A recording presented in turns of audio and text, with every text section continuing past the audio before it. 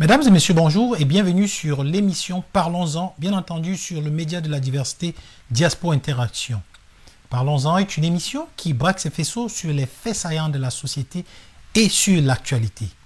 Et quand on parle d'actualité, aujourd'hui à Québec, au Canada, le Canada vibre et vit des élections provinciales qui se préparent et qui vont se passer le 1er octobre. Aujourd'hui étant le premier jour des votes par anticipation. Nous avons actuellement 4 grands partis qui essayent de s'arracher les différents électeurs. Nous avons le PQ, le PLQ, nous avons le QS et nous avons la CAQ. Aujourd'hui spécialement, après les 3 grands débats, compte tenu les grands chefs pour donner le ton, nous avons le privilège de recevoir une dame qui représente le PQ. Originaire tout simplement de Contrecœur, elle est de profession infirmière et elle a été notamment présidente et fondatrice de la Fédération des infirmières et infirmiers. Elle est présidente du Conseil du statut de la femme. Elle a été curatrice publique et elle a une très belle expérience politique. Aujourd'hui, elle vient nous parler de ses motivations et bien entendu de ses valeurs et des raisons pour lesquelles elle a choisi de compétir avec la CAQ. Nous recevons Madame Diane Lavallée. Bonjour Madame. Ben bonjour. Ça va bien? Très bien. Alors, heureuse d'être avec vous. merci d'avoir accepté notre invitation. Ça fait bien. Aujourd'hui, on tombe sur... C'est le début de l'automne, hein? Il fait froid, là. Moi, j'ai froid. Et vous, ça va? Ben, c'est ça le Québec, hein? C'est ça le toute Québec. Cette diversité de température aussi, Super. là, si rapidement, hein, qui change si rapidement. Alors, en fait, nos web spectateurs et nous aimerons vraiment savoir qui vous êtes et qu'est-ce qui vous mène en politique. Bien, écoutez, moi, j'ai passé ma vie dans la défense de droits, des intérêts, que ce soit les femmes, les travailleuses, des personnes vulnérables. À titre de curatrice publique, vous savez, j'ai représenté 13 000 personnes pendant 7 ans qui étaient seules, souvent isolées, qui souffraient de différents problèmes, soit de maladies mentales, maladies dégénératives. Donc, je connais la réalité de ces gens-là. Puis ce qui m'amène en politique, c'est ce goût-là, ce désir-là de toujours continuer à aider ma population, les gens avec qui je vis, dans mon entourage. Je veux travailler pour le bien commun. Ça a été une priorité, une constance dans ma vie de travailler pour le bien commun, notamment dans la fonction publique pendant 20 ans aussi. Et c'est ce qui m'amène en politique pour servir les gens de Tachereau. Alors, vous faites tellement bien que même M. Lisée disait que vous étiez quelqu'un d'envergure, de prestance et de volonté. Et bien sûr, actuellement, on aimerait savoir, vous avez choisi Tachereau pour concourir au niveau de la députation. On aimerait savoir pourquoi Tachereau et parlez-nous de vos engagements pour le développement et la vie sociale des transports pour les citoyens et les communautés ethnoculturelles. Pourquoi Tachereau? Parce que c'est un comté extraordinaire de diversité où on rencontre des personnes qui ont différentes problématiques aussi, notamment des personnes âgées. On sait qu'il y en a beaucoup. Moi, je trouve important pour ces gens-là d'avoir des projets qui font en sorte qu'ils pourront rester à domicile le plus longtemps possible. On a des engagements en santé aussi qui sont importants. Faire en sorte qu'on réouvre le sans rendez-vous au CLSC de la Haute-Ville, que la clinique SABSA, qui répond à des besoins d'une clientèle plus marginalisée, des personnes plus marginalisées, continue à vivre sans recourir à du sociofinancement. Nous, on veut assurer la pérennité de cet organisme-là qui répond aux besoins des gens. On est là aussi, on sait que 70% des gens sont locataires, donc les logements sociaux, c'est important parce que plusieurs personnes paient plus que 30% de leur revenu pour leur loyer. Donc, nous, on trouve ça important de rendre des logements abordables aux gens de Tachereau. On sait qu'il y a des entreprises d'économie solidaire, des groupes communautaires très, très importants. Je suis près de ces groupes-là parce qu'ils sont en aide aux personnes les plus vulnérables que j'ai représentées pendant longtemps. Je connais leurs besoins. Je sais qu'ils ont besoin de financement récurrent à leur mission et c'est ce qu'on propose aussi. Oui, un volet de ma question qui parlait éventuellement des transports, vous n'avez pas mentionné. Pour ce qui est du transport, nous, on favorise bien sûr le transport en commun, le transport actif, favoriser la marche, le vélo et faire en sorte qu'on diminue les gaz à effet de serre. Nous, on est un parti pour l'environnement et ça doit se traduire dans nos villes, dans nos centres-villes. Donc, le projet du maire Labombe, ici à Québec, qui est de favoriser un grand développement de transport en commun structurant, c'est une priorité pour nous. Bien avant la construction d'un 3e lien qui risque d'accroître les gaz à effet de serre, l'augmentation des automobiles et augmenter le trafic qu'on veut contrer. Dites-nous, quelles sont vos motivations de choix de votre parti? Pourquoi vous avez choisi ce parti-là pour concours? Vous aurez pu aller avec un autre parti. Pourquoi vous avez choisi ce parti? Bien, écoutez, moi, là, depuis que je vote, je suis souverainiste. Et le Parti québécois, c'est le parti de la souveraineté. C'est un parti qui a des grandes valeurs aussi, social-démocrate. Un parti qui cherche l'équité, qui a à son actif aussi des réalisations, comme la mise sur pied des centres de la petite enfance, une loi pour lutter contre la pauvreté et l'exclusion, entre autres. Et donc, c'est un parti qui, au gouvernement, au pouvoir, a à son actif des réalisations importantes pour la population. Et je me retrouve dans ces valeurs de justice, d'équité, de solidarité sociale que met de l'avant le Parti québécois. Super. Si demain vous êtes élu député, qu'est-ce que vous pensez déjà de ce poste de député et quels seraient vos premiers changements dans Tachereau? Premièrement, les députés sont là pour représenter les citoyens qui les ont élus. Et notre mandat premier, notre responsabilité première, c'est de bien les connaître, de bien les écouter, puis d'être leur porte-parole pour porter leur parole à l'Assemblée nationale. Donc, c'est clair que moi, je porterai la parole des personnes les plus vulnérables. Je porterai la parole des personnes âgées. Je porterai la parole des besoins des groupes communautaires qui sont le lien du tissu social dans cette communauté-là. Je porterai la parole aussi de nos entreprises innovantes dans le jeu vidéo, les nouvelles technologies, parce que ces gens-là aussi ont besoin du soutien de l'État. Donc, je vais être là pour les gens de la population qui veulent aussi s'assurer qu'ils ont un bon vivre ensemble. Je serai là aussi pour leurs préoccupations environnementales, ça va de soi. Alors, partant, tout à l'heure, vous avez mentionné toute la population et même, vous avez parlé communauté. Communauté ethnoculturelle, communauté, en fait, personnes de la diversité. Est-ce que vous pouvez nous donner une clarification de votre positionnement sur le point de l'immigration? Bien, écoutez, le Québec, nous sommes arrivés au Québec et nous avons été dans cette terre d'accueil à partager le territoire avec les communautés des Premières Nations qui étaient là avec nous. Absolument. Depuis 400 ans, le Québec s'est construit avec les différentes communautés qui ont décidé de venir vivre ici.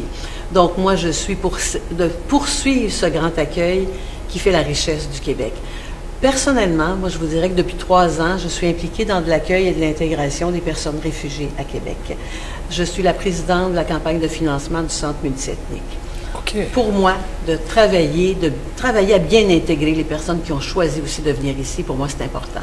Et pour ce qui est de l'immigration, nous, on veut que chaque histoire d'immigration soit une histoire de succès. Et pour ça, on veut favoriser l'immigration des personnes de langue francophone. Même payer leur cours avant même qu'ils arrivent pour s'assurer que quand ils arrivent, ils possèdent suffisamment bien la langue pour pouvoir bien s'intégrer dans la communauté. À Québec, ça se passe en français. C'est ce que les entreprises nous disent aussi, c'est un critère important de rétention. On veut aussi s'assurer que les diplômes de ces personnes immigrantes-là répondent aussi à nos besoins du marché du travail. Parce que c'est par le travail aussi qu'on s'intègre dans une communauté, qu'on y élève nos enfants. Et ce qu'on veut aussi, c'est qu'on s'occupe bien des conjointes et des enfants des personnes qui ont décidé de venir travailler ici. Ce sont tous des facteurs de réussite. Puis on veut lutter contre la discrimination et faire en sorte que, dans la fonction publique notamment, que des CV anonymes puissent être regardés par les gens qui ont besoin d'avoir des nouveaux, qui ont à combler des besoins d'emploi pour éviter toute discrimination. On veut aussi que la discrimination soit évitée pour les personnes qui cherchent des logements. Donc, on va être très, très vigilant pour que ce vivre ensemble-là, qu'on souhaite le plus harmonieux possible, puisse s'exercer pleinement à Québec et au Québec. Alors, sur cette belle réponse, je pense qu'on va prendre une petite minute de pause et on va revenir pour la suite, si vous permettez. Bien sûr. Mesdames et messieurs, bonjour et bienvenue sur l'émission Petit Commerce Sale. Avec quelqu'un de très engagé.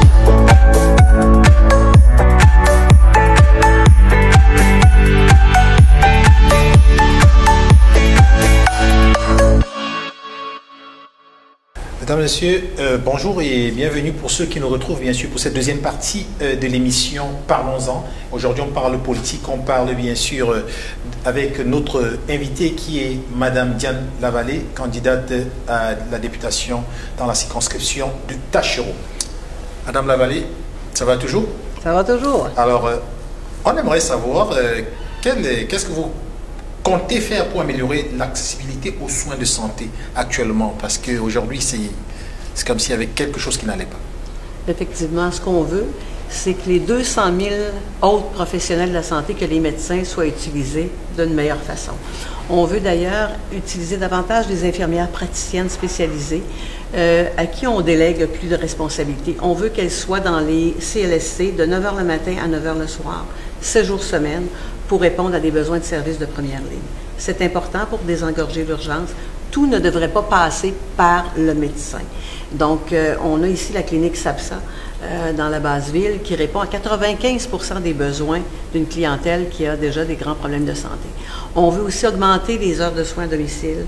On veut injecter l'équivalent d'1 milliard de plus dans notre premier mandat en soins à domicile parce qu'on sait que les gens veulent rester dans leur milieu et c'est une façon aussi d'éviter qu'ils se retrouvent régulièrement à l'urgence pour toutes sortes de problèmes ou dans des CHSLD qui ne répondent pas à leurs besoins. On veut aussi, en santé, faire en sorte que nos personnes aînées aient plus de respect. On veut améliorer, rénover, restaurer les CHSLD, mais on veut aussi les climatiser pour éviter qu'ils vivent, nos personnes âgées, ce qu'elles ont vécu cet été. Donc, on a plein de mesures. Nous, on ne veut pas que ce soit le médecin qui soit au centre du service de santé, mais le patient, et que nous organisions les services de santé en fonction de leurs réels besoins. C'est vers ça qu'on va. Parlant toujours de santé, une question très rapide qui vient de remonter. Je me fais bien sûr la porte-parole de plusieurs personnes. Ouais. Beaucoup de personnes issues des communautés ethnoculturelles font la remarque selon laquelle l'accession au poste d'infirmier sont parfois plus difficiles pour certains que pour d'autres. Est-ce que vous pouvez nous apporter des lumières à ça? Il y en a qui arrivent avec toutes les compétences, toute l'expérience, tous les diplômes. Cependant, ils ne parviennent toujours pas à avoir accès. Ils sont obligés parfois de changer de filière. Oui. Mais nous, on trouve ça très désolant que la reconnaissance des acquis ne soit pas plus importante.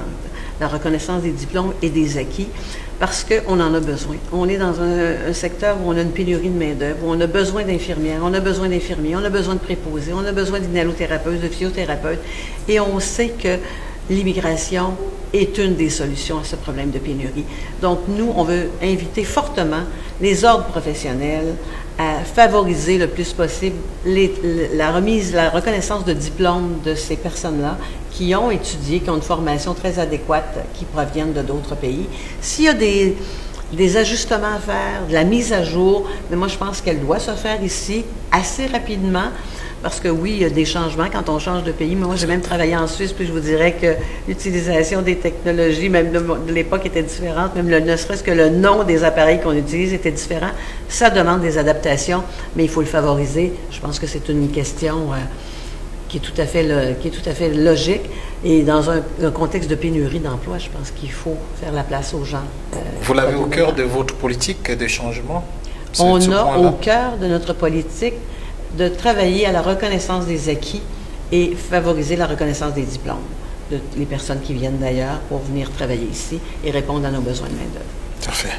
Parlez-nous des préoccupations au plan environnemental. Vous savez qu'aujourd'hui, ça ne va pas côté environnemental et on aimerait savoir qu'est-ce que vous comptez faire, qu'est-ce que vous prévoyez mettre en place pour lutter contre ce fléau? Bien, vous avez raison, on est dans une crise climatique sans précédent. Il y a longtemps que les environnementalistes sonnent l'alarme et nous, on a un plan ambitieux. On a un plan qui va mettre fin à toute l'exploitation des hydrocarbures sur le territoire du Québec. Pour vous montrer la priorité qu'on y accorde, ce sera le premier ministre du Québec, sous un parti québécois, qui sera responsable de l'environnement. Ce n'est pas un ministre de l'Environnement. Donc, c'est tous les ministères et tout le gouvernement qui devra prendre le virage vert.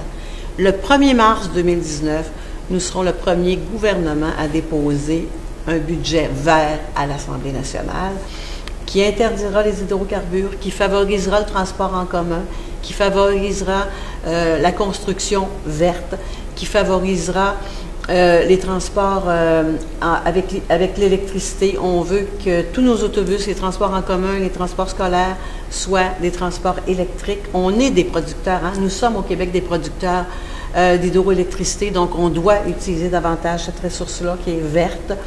On veut favoriser le développement de la filière des éoliennes aussi. Donc, on veut mettre 2000 bornes rechargeables, d'ailleurs dans la région de Québec, pour faciliter justement cette intégration-là des véhicules électriques. D'ailleurs, moi-même, j'ai une voiture électrique. Donc, j'ai déjà pris le virage. Je suis très représentative du Parti québécois à cet égard-là. Okay.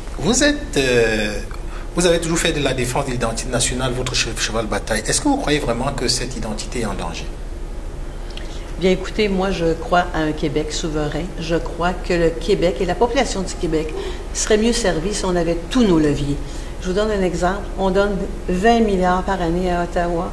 Et puis, le chantier maritime de Lévis ne s'est pas vu octroyer des contrats. Il y a 1000 pertes d'emplois dans la région de Québec et on a favorisé de donner du travail à Halifax ou à Victoria plutôt que de favoriser le chantier maritime de Lévis et 1000 personnes se retrouvent au chômage. Ce n'est qu'un exemple que la Fédération ne permet pas au Québec de créer les emplois, de les maintenir et que notre part n'est pas reconnue ou on n'a pas notre juste part en retour de ce qu'on envoie. Nous, on croit que le Québec, dans toute sa diversité, sa créativité, sa richesse, est capable de se gouverner par lui-même, être aux tables des négociations avec l'ALENA dans les accords transpacifiques, nos relations avec l'Union européenne, parce qu'on est un pays, on est une population riche, dynamique et capable de parler en son nom. Super. Alors, on a encore quelques 3 minutes. J'aimerais savoir qu'est-ce que vous comptez faire par rapport au problème épineux des salariés non syndiqués. Bien, pour les salariés non syndiqués, on a quand même la chance au Québec d'avoir des normes minimales du travail et qui touchent tout le monde, qui évitent l'exploitation, qui s'assurent que les gens doivent travailler au salaire minimum, qu'après tant d'heures de travail par semaine, ils doivent être payés à temps supplémentaire, qu'il y a un minimum d'heures, un minimum de semaines de vacances qui doit leur être octroyé par année. Et donc, ça, c'est le cadre, je vous dirais, minimum dans lequel les employés non syndiqués sont gouvernés. Et il faut s'assurer du respect, bien sûr, de ces normes-là, ce qui n'est pas le cas dans bien des entreprises. Et pour le reste, bien, vous savez qu'on est quand même une terre assez fertile de syndicalisation. On cohabite très bien au Québec entre les autorités et les syndicats qui représentent des gens de tous les secteurs d'activité, que ce soit dans la construction, que ce soit dans l'enseignement ou dans la santé. Les syndicats sont des partenaires, je vous dirais, de l'État québécois pour offrir les meilleurs services à la population du Québec. Et pour terminer maintenant, l'éducation. Ah bien, l'éducation, nous, on veut protéger tous les budgets consacrés à nos enfants, des centres de la petite enfance jusqu'à l'université. Avec un gouvernement du Parti québécois, il n'y aura plus de coupure. Nous déposerons une loi qui interdira toute coupure budgétaire qui touche nos enfants. Ce n'est plus un ministre des Finances qui redressera les finances publiques ultérieurement sur le dos de nos enfants. Donc, pour nous, c'est une priorité, c'est notre avenir. Parfait. Et donc, merci beaucoup de tout ce temps et de toutes ces réponses. On va donc terminer. Je vais vous donner la parole pour vous adresser à vos électeurs. Eh bien, je vous invite fortement à entendre, à écouter cette émission, à nous contacter si vous voulez plus d'informations. Je vous dis que moi, je suis au service des gens de Tachereau, je suis au service de la population du Québec. J'ai passé ma vie dans la défense de droits et ça va être un honneur et un plaisir de continuer à bien vous représenter à l'Assemblée nationale à partir du 1er octobre. Je suis Diane Lavallée, candidate du Parti québécois dans Tachereau. Alors, vous venez de l'écouter, Madame Lavallée, qui vous a présenté ses motivations et bien sûr ce en quoi elle croit. Nous allons donc attendre impatiemment le 1er octobre en lui souhaitant une bonne chance et bien sûr nous vous donnons rendez-vous pour la prochaine émission avec le prochain invité sur Diaspora Interaction, l'émission que vous aimez bien. Alors, nous vous souhaitons une bonne journée et à plus tard. Salut.